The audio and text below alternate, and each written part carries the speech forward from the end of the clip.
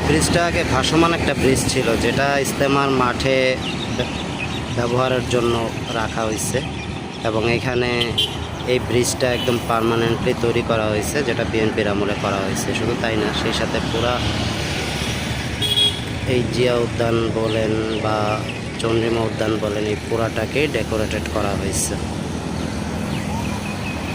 পরবর্তীতে কালক্রমে এটা আসলে অব্যবস্থাপনার কারণেই হচ্ছে গিয়া বর্তমানের এই অবস্থা।